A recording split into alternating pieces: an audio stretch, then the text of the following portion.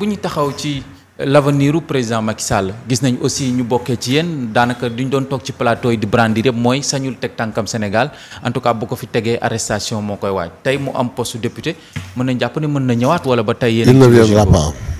du ñëw je le dis carrément tout de suite, il ne viendra pas.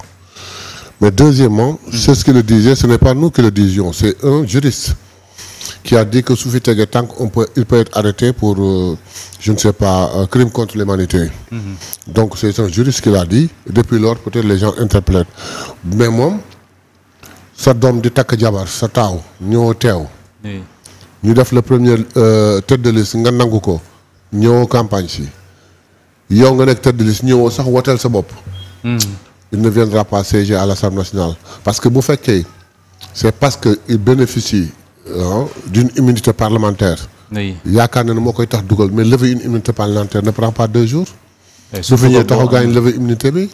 su fekkee il y a lieu de l'arrêter il y a lieu de le poursuivre on lève l'immunité facilement. Immunité parlementaire c'est pas quelque chose boo xam ne c'est soudé am na ay possibilités yoo mën jaar pour lever ko. On lève l'immunité parlementaire mais man personnellement je sais que Macky Sall ne viendra pas.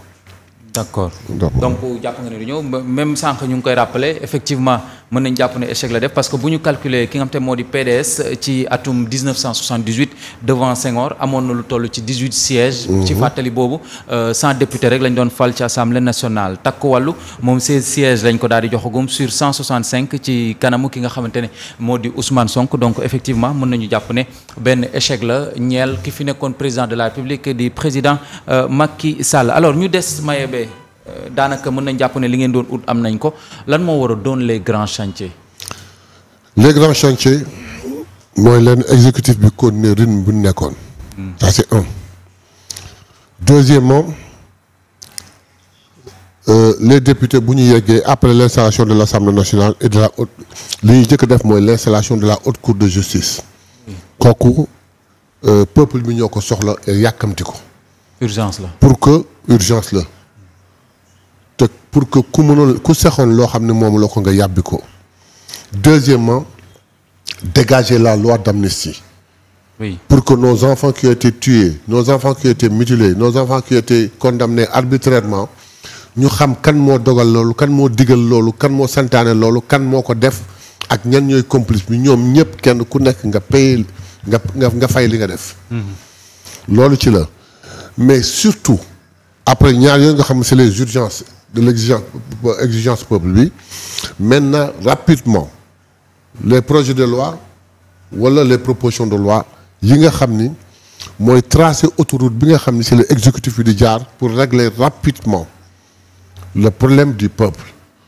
Parce que je dis que le peuple nous a tout donné. Maintenant dans un délai de 6 mois je ne dis pas que dans un délai de 6 mois tout sera réglé non. Oui. Dans un délai de 6 mois le peuple devrait avoir 2 sensations. La première mooy cette assemblée là vraiment sama assemblée la bokkul ak yeneen assemblée yi. Le peuple devrait sentir ça kooku liggéeyu député yi la. Exécutif bi waroon nañu mën après qu'on leur a fait leur projet de loi fi ñu war jaar que le peuple fexe ba le peuple sentir ni ñii day wax dëgg yàlla li ñu commencé. cin bu namee neex bu baxee xeeñ. ñii fi ñu jëmee moo gën fan ñu jëlee donc loolu mooy priorité mooy premier objectif.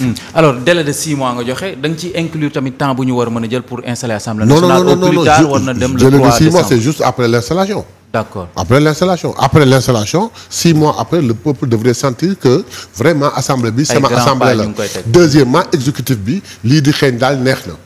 loolu daal war na mën a am loolu moom war nañ ci tànk suñu tànk tubéy. am na loi boo xamante ne jur na fi coow daanaka tudd nga urgence yi léegi moom mooy ñu tëbal lii di loi d'amnistie bi mais aussi teg li nga xamante ne moo di haute cour de justice pour mën a peut-être topp ñi nga xamante ne ñoom la ñu dénkoon ñu def ay lubal mais dafa am la loi sur la question de l'homosexualité. daanaka seeni ay opposants sax defoon nañ ko thème de campagne mais il paraît que jàllul carrément ak ni ñu ko bëggee woon boobu tamit ban taxawaay lañ ci mën a xaar ci côté Pastef. Dans la loi. Oui. Sur l'homosexualité suñ ko criminaliser dafay jox dépense peuple bi. Non. day xañ dépense peuple bi. Non. Il y a plus urgent. C'est une loi qu'on va criminaliser pour la protection de nos enfants. Oui. Donc loolu du yàkkamti ensuite ce débat-là n'existe qu'à Dakar. va à Koulikoro, va à Lompoul, parle de ça, ils savent pas, taluñu ko sax. On mettra les priorités. Deuxièmement, quand Ousmane a lancé sa campagne mu def tollé ñoom amuñu thème de campagne, ils ont voulu l'inviter quelque part pour mu lâcher sa ligne ñëw fekk leen ci ligne bi ci polémique gu ay ñu borom ñaari tour yi. dañoo njëkkee ci problème mu Azer. oui ça n'a pas marché yooyu yëpp demul après ñu ñëw mujj foofu. parce qu'il voulait que Ousmane par le respect du peuple soit obligé de les suivre dans ce débat-là. Ousmane les a ignorés totalement. La réponse est très simple. Au moment où Sàmm Seen Jikko ba mu organisé à Centenaire. Ousmane waxul dafa dem avec sa présence jëmmam. Les films sont là.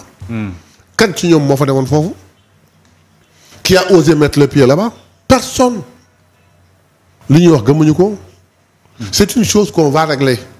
Mais on a des priorités.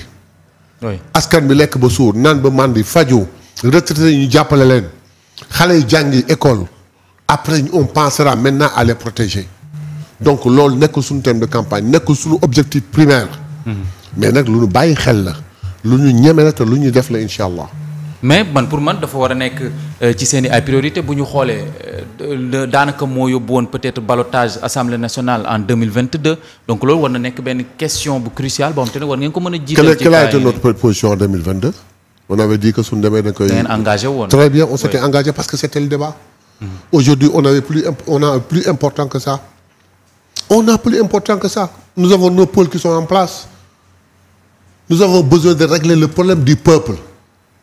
Et l'homosexualité est un petit problème du peuple. Peuple bi lekk naan jàng faju noppalu am lu mu suturloo mooy priorité am après yooyu soogay ñëw.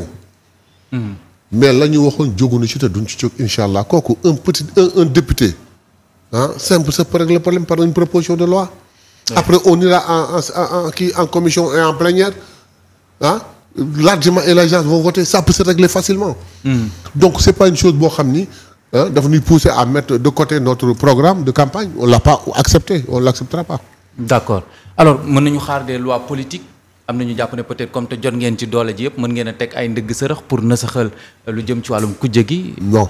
ngir gën a dooleel yéen seen bopp. Non bu amee man Mayabé je n'y adhérerai pas. bu amee. man Mayabé du ma ci adhérer. loi boo xam day favoriser Pastef au détriment des autres partis politiques. Je le dis ici man Mayabé je n'y adhérerai pas. foofu nekkalu ma fa Pastef peuple bi laa fay nekkal. ay loi politique yoo xam day ñëw wàññi doole opposition bi pour may nu doole. non ça c'est pas Pastef. doo ko dégg man maa la ko wax tout de suite. D'abord man ñemewu ko def te man wóor na ma ni keneen ñemewu ko def. te ku ko def ni da ngay def proposition de loi. bu ñu ñibbee suñu kër nga xam ne du exécutif du législatif suñu kër la Pastef. Ousmane Sonko dal sa kaw. donc mën nañu jàpp ne fini député. non fini mouvance présidentielle bi. non député wala député diw la. non yooyu xewi na yooyu jeex déggoo li ma la wax. si nous ne réussissons pas. à faire de cette législature la meilleure de tous les temps. Si dans un délai très court le peuple sentirul ni. Qui sama assemblée ils sont là pour moi on commencera on ira tout droit vers l'échec. Il faudrait qu'on soit des députés du peuple rien que pour le peuple. Oui Inch'Allah. ñu dem ci assemblée boo xam te ne dina am ay innovation c'est la première fois en tout cas ci liste ñu nemmeeku si ñi nga xamante ne seeni cër dafa desee mat mais ni ñu construire assemblée nationale bàyyiwul leen woon xel loolu ban taxawaay ngeen ci nam ma def. waaw xam nga suñu jëlee quelqu'un comme Amidia. Oui. xam nga à l'Assemblée nationale le prisonnier. même bu fekkee privé nañ ko yenn liberté yi du tee c'est un Sénégalais. quelqu'un comme Amidia est très bien placé pour savoir le problème de l'incarcération au Sénégal. ki nga xam ne dafa wàññeeku par les yeux. man mën naa ko plaider au niveau de l'Assemblée nationale. mais je ne pourrai jamais le faire autant que moom ni mu ko mëneel boppam. ki nga xam ne cëram tànkam dafa wàññeeku mën naa ko plaider à l'Assemblée nationale mais mënuma ko comme moom ni mu ko mënee ni mu ko sentir.